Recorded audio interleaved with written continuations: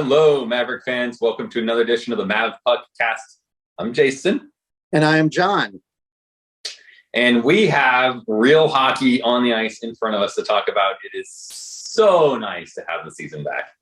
Yeah, the first game action of the season, an exhibition against number 3 ranked Minnesota State Mankato. I mentioned after the game to Jason that they were the preseason number 3, and he looked at me and he's like, that team was number 3? So the team may be. I'm not so sure the players on the ice were, let's say. Yeah, that was a very interesting and entertaining exhibition for UNO. It's been 7 years since we've played Mankato in a 2-game series up in Mankato to start the 2015-16 season, which was a fun series for UNO fans. UNO swept in that series.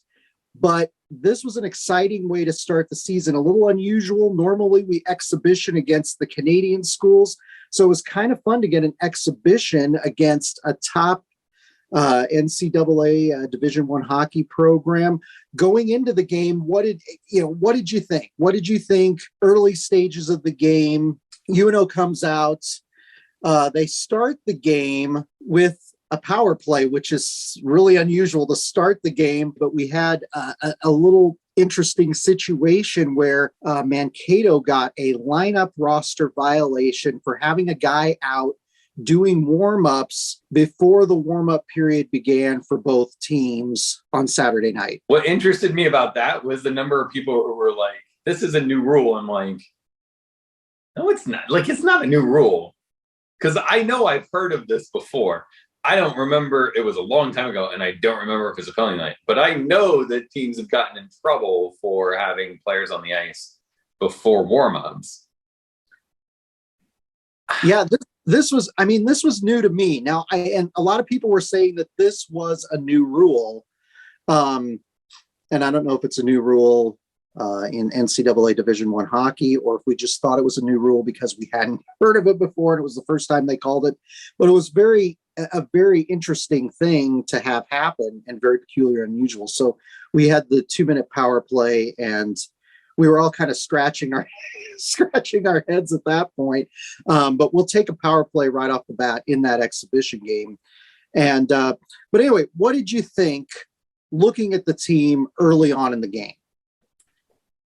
I think overall the game was what I would expect from an exhibition. You know, there was a lot of experimentation. There was some line pushing, just, trying things that I think in a normal game, I would hope that we wouldn't try. I think the team looked the way I expected a young team to look. There was quite a few mental mistakes. There were things that they really shouldn't be doing that they were doing. And, you couple a young team with an exhibition, and that's kind of expected. But there's a lot to be excited about. A lot of those freshmen that came in that we talked last week in the podcast about, you just don't know. You're kind of guessing, and that's why a lot of people are down on UNO this year, is because we don't know what kind of production we're going to get out of really pretty much half our team, because they haven't played before and they have nothing to build on. I really thought they came out and played that free style of hockey. It was okay to make mistakes.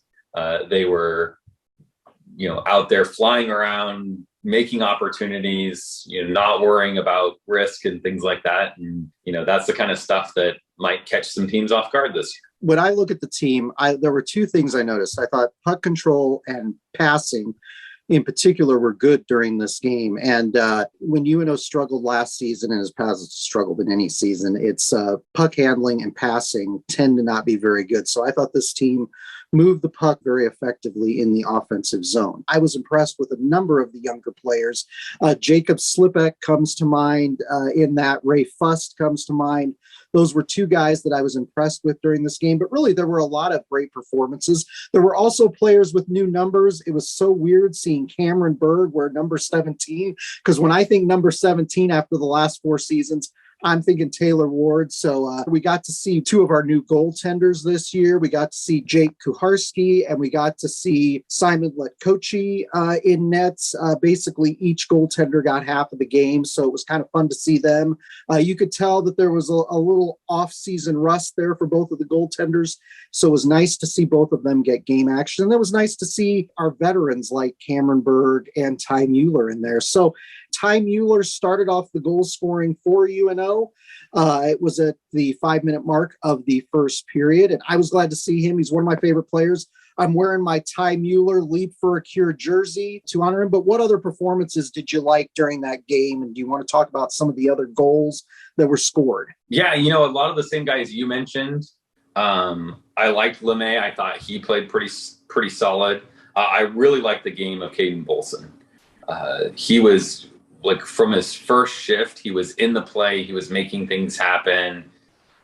He took a penalty, which I struggle faulting him completely on that because his penalty was one of those it happens kinds of hockey plays where you kind of make contact and that contact slides up to the head. And, they've been told that, they need to call more of those things where it's like, it's not you hit him in the head. It's like you hit him in the shoulder and then you slid up to his head and he really didn't need to. And I think that's the learning lesson for him is like that play was gone. Just don't even bother with the hit. Just, track back, contain your lane, and he would have been fine.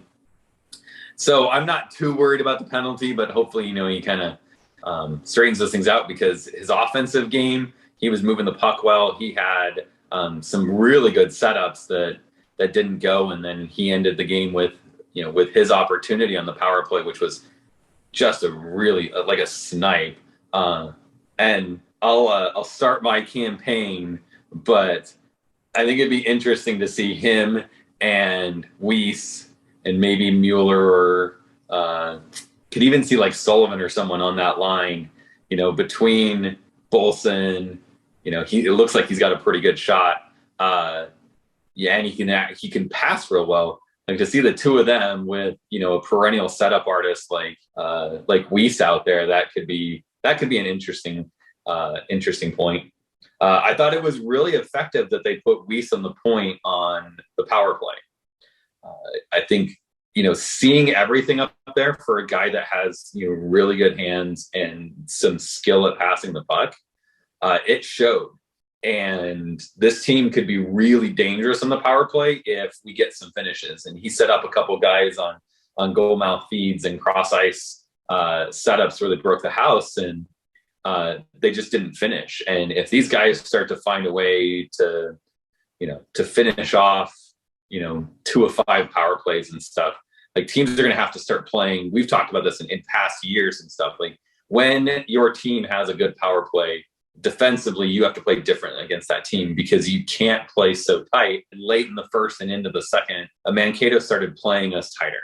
They started hitting a little bit more. They didn't give us as much space. And you can't give a team like that opportunities because you're just giving them a way to kind of solidify where that game is. And so I'd love to see us, continue to focus on that. And I really liked putting Weiss up there. I thought it made a big difference this year on the power play. He had a great power play goal dished from Johnny Tyconic. I liked seeing him in that position too. You mentioned Caden Bolson. He's a player that, a lot of expectations coming in. He was originally a Minnesota recruit under Don Lucia. When they had the regime change there and Bob Motzko came in, UNO picked him up, and I've been waiting for him to have a breakout season. So hopefully this is a sign that maybe we'll see him come to the fore because he's a big, strong, talented player. And like you said, he was really impressive in this game. So UNO ends up winning this game 7-2, Jason. 7 different players score in this game. It was nice to see it spread out. You had Ty Mueller, you had the newcomer Jake Pavanka, who wasn't really known as a goal scorer during his tenure at Notre Dame. A good outing for UNO. I don't know if Mankato was looking ahead. They've got a home and home with Minnesota next week, and then they play Minnesota Duluth, and then they play St. Cloud, so they're taking on the state of Minnesota in the next few weeks. But we win 7-2, and I think that this was a great kind of tone setter for UNO going into the regular season. And that's what I like to see. Who was your player of the game? You got to go first, don't you? I'll go first. And you need to go first because it depends. Well, what you say is going to influence what I say here. Because I wore the Ty Mueller Leap for a Cure jersey that we got in the Leap for a Cure auction last season, I am taking Ty Mueller as my player of the game for this exhibition against Mankato. 3 points on the game, got the first goal to start off the scoring in the game, 2 assists on the game. He was a player again, one of the freshmen that we were impressed with last season. What's amazing about him is he's still a 19-year-old, which is pretty phenomenal to think about when you talk about a sophomore in collegiate hockey. So I think he's going to have a great season, and he had a great first game here against Mankato. So Ty Mueller, 3 points. It's crazy to think, like watching him now for the second season, like it still kind of amazes me that he's one that slips through cracks and is not drafted by an NHL team. I had 2 players in mind, and one of them was Ty Mueller, so I was kind of hoping that you pick someone else so that I could pick Ty. But since you went that route, I'm gonna have to take the usual pick and pick Weiss. We talked about him already, so there's not a whole lot more to say.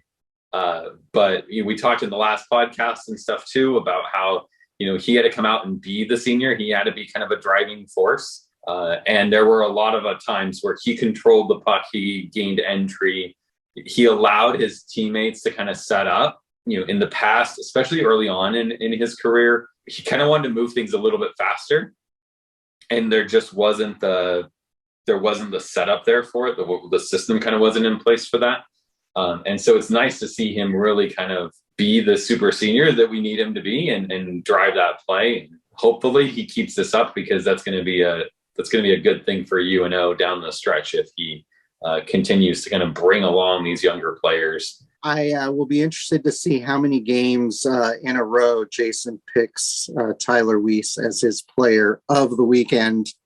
Hey, if he keeps playing like that, I mean, it's hard to argue. Yeah, early on in the game, you sent a text and you're like, if he keeps playing like this, he's going to – I think he said he was going to be my player of the weekend. But yeah, and look, we didn't think that he was going to come back this season, so it's a nice bonus to have him on the roster. And of course, we're looking for big things out of him this season. So it'll be exciting to see. So yeah, great start for UNO's season. They win the Spirit of the Maverick trophy. I'm glad they decided. I didn't know if they were going to have a competition for the trophy because it was an exhibition, but because we play them so infrequently, I'm glad that they did. And you could tell the players were excited to get to hoist a trophy on the Baxter Arena ice, since we really have not gotten to do that at all. So it was nice to see that on the ice. It was nice to see it during the post-game lobby celebration, and a great way to start for a young team like this. A great first step in what will hopefully be a good season for the UNO Maverick hockey team. So, turning to our shootout segments, we have a few little things to talk about, and we're going to start off with a few little glitches at Baxter Arena. So we're going to start off with a little bit of talk about some kind of interesting things we saw on the scoreboard during the Mankato game, and some experiences Jason had with concessions. Had the kids by myself. I was single dadding it, so got to be responsible and junk like that. But everyone's in preseason mode. The number of most of the screens that show you what's available and what the price is were out, and some of the food, like some of the chicken strips and stuff I saw in their little warm-up cases and stuff there, I was like, have they been sitting there for a week? They don't look fresh, let's just say. So there were concerns with quality. The people there are always so nice. It's a volunteer kind of thing. It's a fundraiser for a lot of them. So it was really cool to chat up the lady taking my order and ask about what is their organization, what are they fundraising for, what do they use it for. So that's always a good conversation to have, and it's always a good thing to kind of give to and donate back to and stuff. So it's like to drop a tip in there. But they double charged our credit card for the meals. it's still, we talked about this. I don't remember what season it was when we talked about this, where they made this change where they went to credit card only and they don't take cash. And my daughter brought her friend, and this is the first time I've had experience with it. Is like, she's like, well, okay, at intermission, we're just going to go get this. And I'm like, well, how are you going to pay for it? And she's like, well, I got cash. I'm like, they don't take cash. I mean, like, they're little kids. They're not like, they don't have a credit card. Right. And it's like, so do I give them mine or how, like, and so I got to go with them. And it is kind of like, I get the reason why, but like, this is my first experience with the challenges that kind of presents.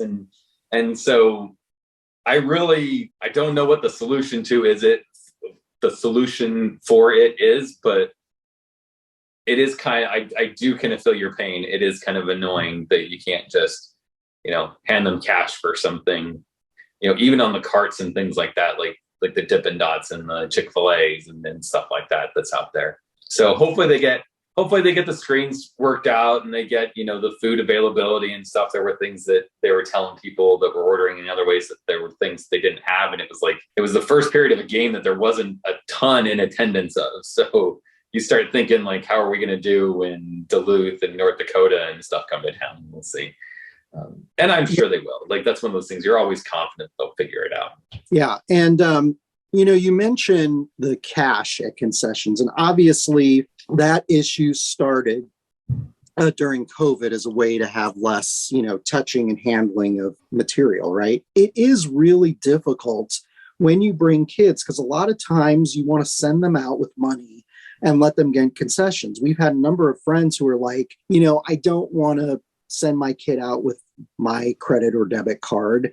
I don't want to teach them to swipe a credit card anytime they want something. Again, I know it's easier for venues because they don't have to deal with cash. They don't have to deal with making change. And so presumably it would make the lines go faster. We are season ticket holders at Ballast Pumpkin Patch. And during the pandemic a couple of years ago, they started taking credit cards only. And we were there last Friday night, and there were some kids there who wanted to be able to buy concessions at one of the food stands. And it was one that was pretty far away from the main entrance of the complex. And they found out that they couldn't take cash. So one of the staff members said, well, you can exchange the cash for a gift card up at the main entrance. Well, they didn't want to walk all the way back and exchange that. So they didn't end up buying any concessions. So that's a really difficult thing. So I'm glad you got to experience that. It'd be nice if there was just like even one stand that would take cash, so that there would be the opportunity for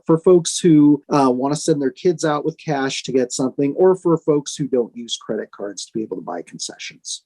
The thought just came to my head of kind of the, like at a hotel type of thing, like if we have season tickets, we have an account, if a perk for season ticket holders is that you can charge concessions to your account or something, or you can, like a debit card front load it with X amount of dollars. And I think of like my kids' school lunch accounts and stuff where, we put X amount into there and then they just get the food, when they go to school every week. It really is, as a parent, like you do have to question, like, I understand why we're doing it, but at the same time, there are issues with it. And, it'd be nice to know that the university is kind of working on that. So later on in the third period, I was admiring the upside down twos that we have for our fives. And I noticed that the video boards on the end, on the dashers or not on the dashers, on the end ring were abnormally spaced, let's say. And so I guess you and Bridget looked over. What did you think of those? Well, yeah, and I took a picture of it. So if you're watching this on YouTube, I will post an image as we're talking here. But the interesting thing about this is that they had new graphics on the ribbon strips on the ends of the arena, and it was interesting because the way that they chose to divide some of the statistical categories were with diagonal white lines. It was an interesting graphic design choice. Unfortunately, those diagonal white lines managed to cut through some of the statistical numbers on those on those end ribbon boards. And it did make it a little bit different to determine what the numbers were. And just one note, you mentioned how the fives are upside down twos on that font that they use. I mean, we keep thinking we need to hold like a GoFundMe campaign to get them a new scoreboard font package, because that has been one of those things that we all just kind of look at and they're like, they really just rotated a number 2 to get a number 5 on there. So it's always one of those things. It just hits you every time you see it during a game. So yeah, that was interesting. So hopefully that's just a case on those ribbon strips of fixing a tab or something like that so that the numbers line up appropriately on that statistical category, because we watch those things, and when Bridget's tweeting, she'll throw out numbers like the comparison of shots on goal, etc. So we like to get those things right, because believe me, if we don't get those things right, people ding us on Twitter. The one that got me was in the third, where Mankato had 2 penalties. And we had the 5-on-3, and the 2 penalties were literally, the numbers were laid over each other. So you could see when time was running that it was 2 times on top of each other, but you couldn't read either of them. Gotta get those. Yeah. So the graphics and the concessions are kind of in preseason mode. So we'll see if things are better to start the regular season. But yeah, interesting information. I'm glad you shared some of that information on concessions, because I wondered how things were, and I wondered whether or not they were taking cash this season. And we'll see how the graphics package looks next weekend for the games. So turning to our next shootout segment, this is a brief one, but we always talk about perks for fans and perks for season ticket holders at games. One of the things that they had for fans on tables as you came in the doors and walked to the main arena area was they had schedule magnets, and they're rather large schedule magnets. I have one right here for the season. Kind of nice. I love things like that. My refrigerator is littered with scheduled magnets, probably schedule magnets from seasons long gone by, but I love having those on there. It's kind of a nice deal. They also included their QR code on here to get ticket information, which they've been using that in various ways during this off season, leading into the season, to try to capture information from season ticket holders. So kind of a neat little perk. I got a couple of them. You guys got some, right?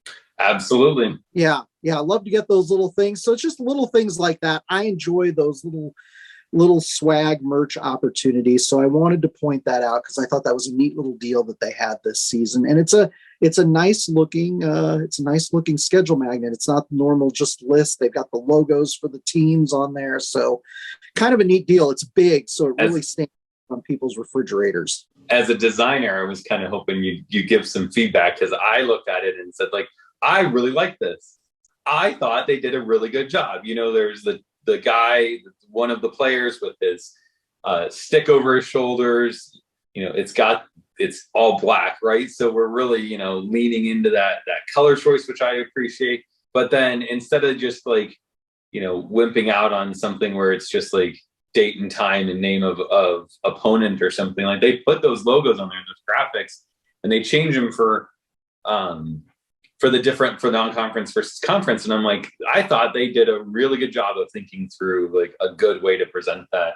You know, something like you say, when you've got a bunch of them on the refrigerator, you know, and we've got stuff from the kids and stuff on the refrigerator, like, it's going to stand out. And so I want to give kudos to their design team, because I thought they did a good job on that. Yeah, they did a great job. Definitely a different look for a schedule magnet, not the typical business card size schedule magnet that just has the laundry list of teams. It was nice to get that grid of opponents there. So it was a good overall design. Nice job. Kudos for that. Enjoy, as somebody who does graphic design, I enjoy the look of that. So I wanted to point that out.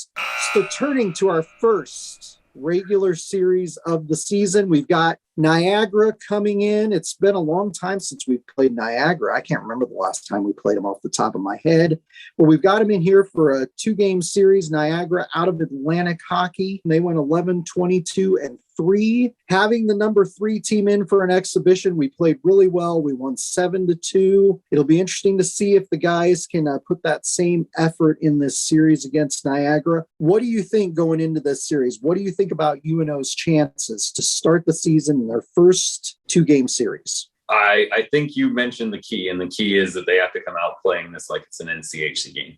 They have to play this like this is the game that determines whether or not they get into the NCAA tournament. They need to play every game like it matters. 100% effort, all on board. I'm sure the coach has a ton of stuff to work on after that exhibition game. And they need to realize that mistakes will happen and they're just going to keep growing and learning. But if they come out playing like, this is a sub 500 team in a conference that isn't the NCHC, let's say, that they're not a top team in their conference and things like, if you come in looking at all those reasons why you should win this game, you're going to lose this game, So I really want them to focus on themselves. I know I talked to coach at one point in time and he kind of mentioned just staying focused on what they're trying to do and trying to build their program. From a coaching standpoint, I think the players need to keep the same mindset is what are we doing? What can we do? How can we get better? And what someone else does doesn't matter. We have to see production from those forwards. We have to continue to see the guys that we talked about that were effective against Mankato, are the same guys that are going to have to come out. And some of the other guys need to come out and be effective against Niagara and continue to push to show that they belong here, that they're ready for this level of hockey. And we need Weiss to continue doing what he does in Tyconic as well. We didn't talk about Tyconic, but he was stable back there on the defense, and a lot of defense is not running around, staying in your system, staying in your lanes, maintaining your position. And I really felt like the defense was calm and collected and not frantic. And I give him a lot of credit for bringing those guys along. And if Tyconic and Weiss can continue to provide the leadership on this team and can, make sure these younger kids know that this is not a throwaway game, I think we've got a good chance. Yeah, we've talked about Coach Gabinet. He's a systems guy. And his kind of goal, the thing that he preaches, is execution. And so when you look at this team, some of the key factors going into the regular season, it's consistency, it's execution. I think it's puck handling. I think it's passing. It's those little components that go into the game that I think will make a big difference for UNO this season. And you talk about veteran players like Tyconic and Weiss, and I'm glad you singled out Tyconic there. We need some of those older veterans to kind of carry the load early on while some of the younger guys come along, because this team has the potential. I picked them 5th in my my NCHC preseason predictions on last week's episode. And I really think that they can have a strong middle of the pack finish in the NCHC this season if they get off to a good start and they do the little things right. But as we just discussed, they need to play these smaller opponents that aren't the big name top 10 ranked opponents in the same fashion that they play the North Dakotas and the Minnesota Duluths, because you and I talked about this in last week's episode. If they go up to Grand Forks and they have a great series and they split with the Fighting Hawks, it doesn't really mean anything if you split or get swept by Long Island University. So they've got to come out and play strong. What I saw in the post-game celebration last night from the team was a team that seems really just happy and enthusiastic. And we talked a lot last season about a team that needs to build its identity. And so one of the things I'm looking for in the first half of the season is to see a team that tries to create an identity for itself, because last season we had trouble figuring out what the team was. So they have a real opportunity this next month to do that before they start to get into the meat of NCHC play. So I'm excited to see what happens. I'm going to say UNO sweeps. What do you say, Jason? I'm going to go with the sweep as well. I think that this is this is the start of the season. Like you said, in the gathering after the win and stuff, there was a lot of energy. There was a lot of guys that seemed happy and excited to be here. I was watching some of the faces of some of the players coming out when they come out of the doors and stuff, and seeing just the mass of people. Like there wasn't a lot of fans in the stands, but it seemed like the ones that were stuck around. And so to see them come out and their faces when they saw everyone there, like, I think they really went like, wow, this is a community that's behind us and supports us. And, I think they're going to want more of that. And this is a chance to go 2 more games and get to see that, that response 2 more times. And, I really encourage fans, if you're at a game or something, stick around, come down to that celebration in the lobby, because we've seen a few where it's just been jam-packed and, people just up the stairs all the way to the top, and the Red Army up there banging on the drums at the top. And, these kids coming in, that'll be a shock for them if they see that packed lobby and see us, so excited, even for a game like against Niagara, because it's easy to say, let's do that when it's North Dakota, right? Just like we talked about with the team, it's easier to get up for those games when they matter, those big teams that are perennial favorites. But if we can come out and support the team when it's just Niagara, just like we're going to come out and support them when it's North Dakota, I think that will really translate well to this team to say, we've got a community that are really behind us and support us and, or have our backs. Absolutely. UNO hockey fandom is one of the best sports communities in the state of Nebraska. And as far as I'm concerned, this is the best sport in the state. So get out and support this team, because it's a great program, great venue, great facility, great people behind it. And it's a lot of fun to support for 6 months every year, Those 400 plus students that were in the student section for an exhibition game, you guys are awesome.